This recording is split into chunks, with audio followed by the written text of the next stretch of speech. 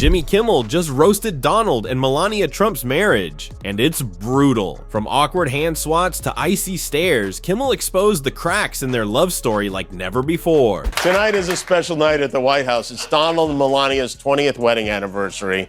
20 years is a long time, especially for Melania. This morning, Trump paid tribute to his longest-serving wife by reposting this AI image of himself with a lion. Donald Trump celebrating his 20-year marriage by sharing a weird AI picture of himself looking like the king of delusion? My God, you can almost hear Melania whispering 20 years, and this is what I get? And of course, Trump, the human equivalent of a Facebook uncle lost in 2016, couldn't let the moment pass without making it awkward. Is he gonna laugh it off? Break a phone? Draft a 2 a.m. Truth Social rant in all caps? Or will Melania just hit him with that icy glare that screams, "I'm billing extra hours for this"? Grab your popcorn, it's getting good. Guessing he noticed a bunch of people posting about his anniversary, which remind him, oh, it's my anniversary. So he then reposted this sweet photo of Melania literally pushing him away from her.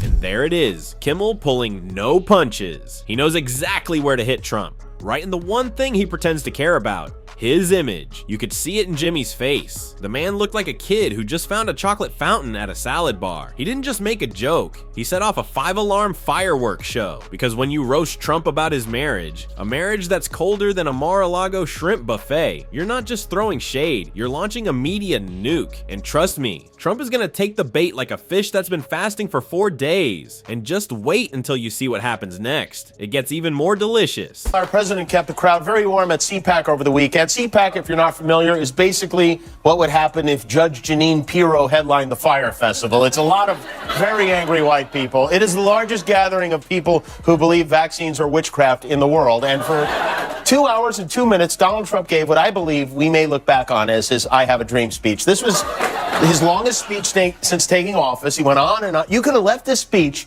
watched 2 episodes of Game of Thrones, come back, and he would still have been going. And to kick things off, Trump went to one of his signature moves to start it. And I know there's a lot of competition, but this, I think, this might be the dumbest thing he does.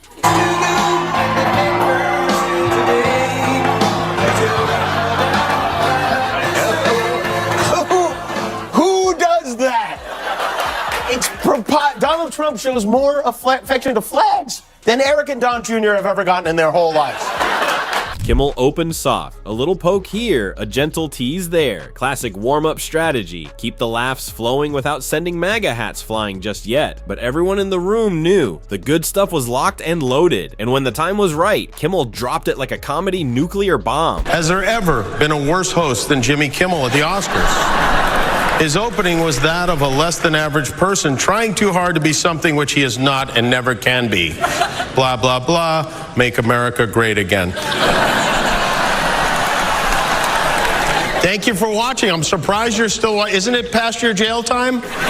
Now, of course, sprinkled through the crowd, you had those folks, you know the ones, sitting there like mannequins, terrified that even cracking a smirk might land them on a no-fly list. Meanwhile, the rest of the audience, utter chaos, people practically in tears, pounding their seats, gasping like they just finished a marathon sprint. According to reports from multiple news outlets, his former sister-in-law alleges that Hegseth's wife was terrified he would abuse her to the point where she and her sister had a code to text each other if her husband became violent, and she feared for her safety.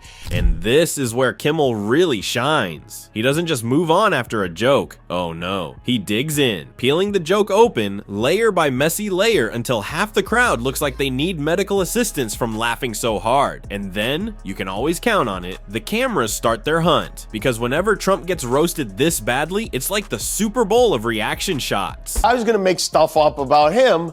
I'd start telling people he wears diapers. I would explain that it's a long trial. He drinks a lot of Diet Cokes to stay awake. He's getting up there in years, and it's perfectly normal for a man of Trump's age and carriage to wear absorbent undergarments to stop the leaks. So, I mean, if I was making stuff up, that I would point out that the reason he stands like this and golfs like this and plays tennis like this is because he has a full diaper strapped around his little mushroom garden.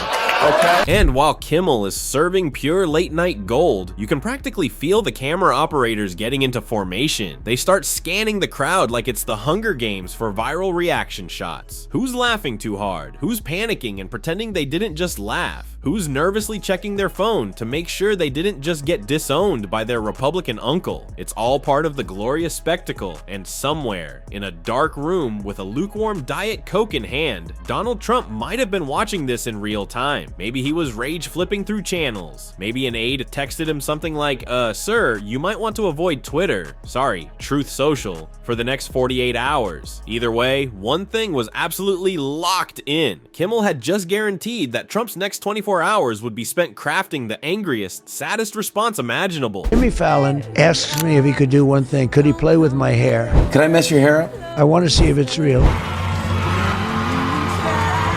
So he didn't just play. He puts his hand in my hair, and the audience went wild, and they loved it. 6 months later, he stood up, and he said, I'd like to apologize for doing that.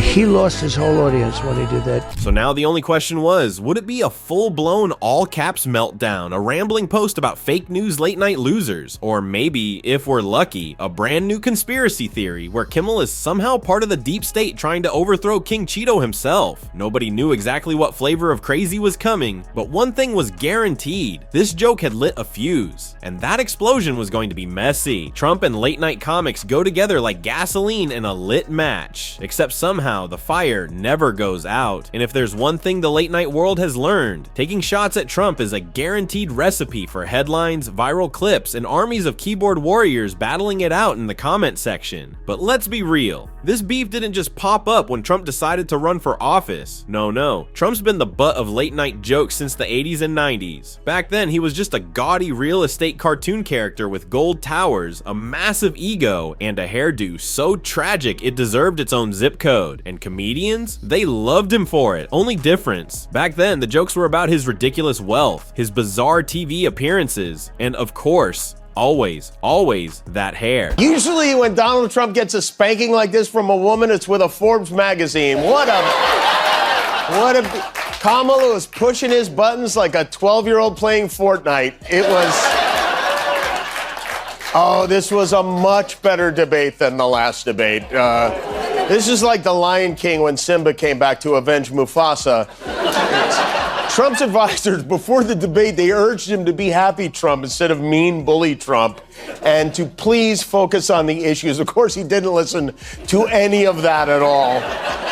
But who are we kidding? This election isn't about the issues. I mean, Dick Cheney isn't voting for Kamala Harris because he agrees with her on the issues. He's voting for her because there's a rhinoceros charging and she has the tranquilizer gun. Flashback to the Apprentice era, when Trump went full cartoon villain. He leaned all the way into his brand, the tough-talking boss who fired people for sport like it was a hobby. Late-night comedians had an absolute field day. Conan O'Brien, David Letterman, Jay Leno. They all took turns dunking on him, roasting everything from his catchphrases to his obsession with slapping his name on anything that stood still for more than 10 seconds. And Trump loved it. He ate up the attention, even showing up on these shows, laughing along while they roasted him like a human-sized marshmallow. Because back then, the jokes fed the brand. Then came 2016, and suddenly, reality TV became reality. Late night wasn't just about teasing the quirky billionaire anymore. This was WR, Stephen Colbert, who had already been sharpening his satire knives for years, went full gladiator mode. Seth Meyers, who had once roasted Trump at the 2011 White House Correspondents' Dinner and may still be on Trump's personal hit list, turned his late-night monologues into nightly Trump takedowns. And Jimmy Kimmel, once the king of lighthearted jokes, found himself knee-deep in political stormwater, forced to use his stage to call out Trump's policies, statements, and, of course, his legendary Twitter tantrums. And then there was Jimmy Fallon. Oh, Jimmy. Fallon's infamous mistake, ruffling Trump's hair during a 2016 interview, will go down as one of the biggest late-night blunders ever. Trying to stay apolitical, Fallon ended up humanizing Trump at a time when America was staring into the abyss. The backlash was swift and merciless. Fallon later apologized, admitting he regretted the moment, but the damage was already done. And Trump, he never forgot. Years later, he was still throwing shade at Fallon, telling him to be a man and stop apologizing. As president, Trump's hatred for late-night comedians hit fever pitch. He called them unfunny funny, overrated, and part of the fake news machine. When Colbert torched him in a brutal monologue, Trump sneered and called him a no-talent guy. When Kimmel shredded his policies, Trump clapped back about Kimmel's ratings like a high schooler stalking an ex's Instagram. If Trump wasn't rage tweeting, now rage truth socialing, he was whining at rallies, turning their jokes into full-blown campaign speeches about how unfair the world was to poor little him. Even today, long after leaving the White House, Trump's grudge against late-night TV hasn't cooled one bit. The real problem? The jokes never stop. As long as there's a microphone, a stage, and a room full of people ready to laugh at the world's most orange punchline, late-night comedians will never run out of fresh material. Jimmy Fallon asks me if he could do one thing. Could he play with my hair? Can I mess your hair up? I want to see if it's real. So he didn't just play. He puts his hand in my hair, and the audience went wild, and they loved it.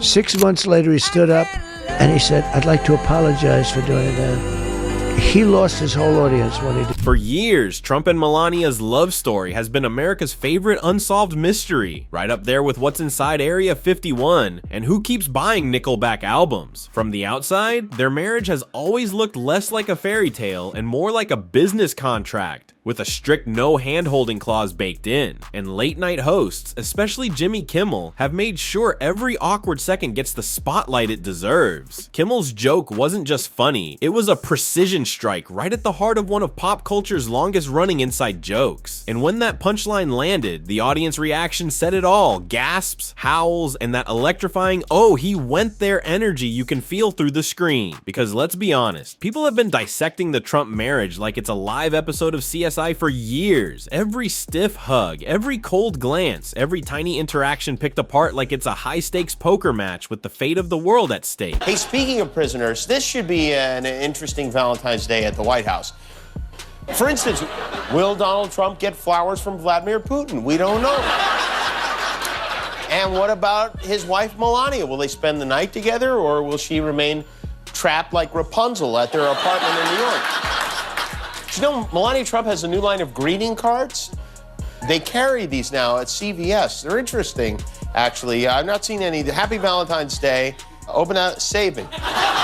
Remember the infamous hand swat 2017? Trump and Melania walking across a tarmac in Israel. Trump reaches for her hand and whack. She bats it away like he was offering her a moldy hot dog. 1 second of footage, and boom, instant meme history. Twitter sleuths, real journalists, fake experts, everybody debated. Was it an accident? Was it the most passive-aggressive move ever caught on camera? Either way, it was a cultural moment, and who could forget the icy stare at Trump's inauguration when Melania's forced smile mysteriously evaporated the second he turned away, straight out of a Jordan Peele horror movie. That clip still surfaces every time someone wants to ask, is Melania trapped? Stack those moments together. The robotic photo ops, the funeral level enthusiasm, the Christmas decorations that looked like they were cursed by Tim Burton, and you've got the perfect setup for late night comedy. And Kimmel, he knew exactly how to tap into it. He didn't just tell a joke, he poured gasoline on a bonfire the internet had been fanning for years. Within minutes, Twitter exploded. Hand swat gifs, conspiracy theories about Melania planning a secret escape. TikTok got in on it, remixing Kimmel's joke with slow motion edits and dramatic soundtracks. Instagram meme pages dusted off their old hash-free Melania posts and gave them a shiny new coat of paint. Of course, Trump's diehard fans weren't laughing. They rushed to defend the marriage like it was the Alamo. They insisted everything was fine. Because, you know, it's totally normal to look like you'd rather be anywhere else on earth than standing next to your spouse, right? But whether you love Trump or love to roast him, there's no denying one thing. His marriage has given America some of the most unintentionally hilarious moments in modern political history. And as long as late night comics like Kimmel are breathing, those moments will never be forgotten. And just like clockwork, Trump did what he always does. He reacted hard. All caps rage posts on Truth Social? Check. Calling Kimmel a third-rate hack and blaming the failing late-night industry? Double check. And the real kicker? In trying to brush it off, Trump ranted so much he turned the simple one-liner into a full-blown multi-day news cycle. A classic Trump move, turning a late-night punch into a self-inflicted PR disaster, all while insisting, of course, that he doesn't care. Jimmy Kimmel's a loser.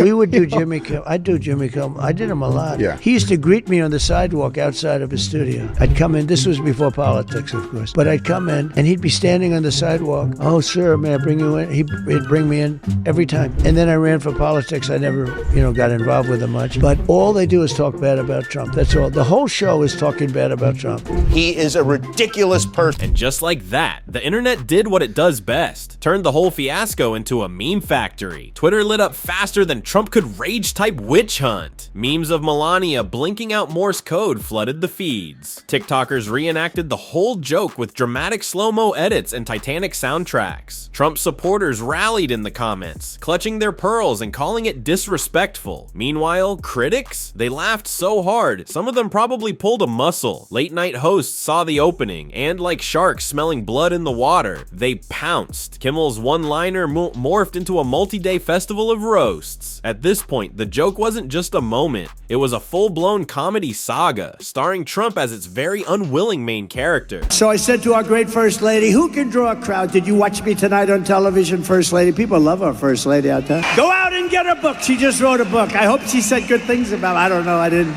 So busy. She just wrote a book called Melania. Go out and buy it. It's great.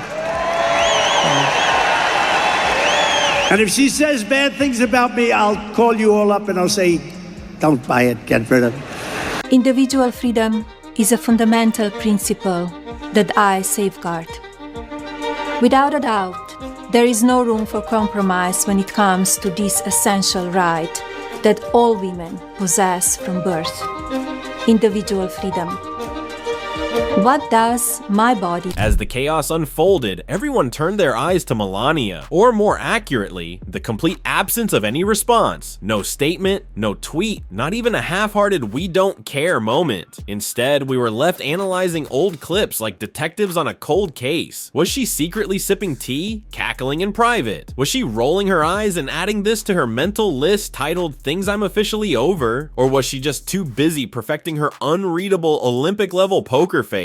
Either way, Melania's silence has never been louder. Now Kimmel faces a tough choice. Let it go like a mature adult, or do what every great comedian dreams of: roast Trump until he's redder than his own MAGA hat. Spoiler alert, maturity is highly overrated. Meanwhile, Trump, the undisputed king of holding grudges, is probably already workshopping dramatic reenactments to add this to his next campaign rally speech. You know the exaggerated hand gestures are coming. Late night writers, they're popping champagne right now.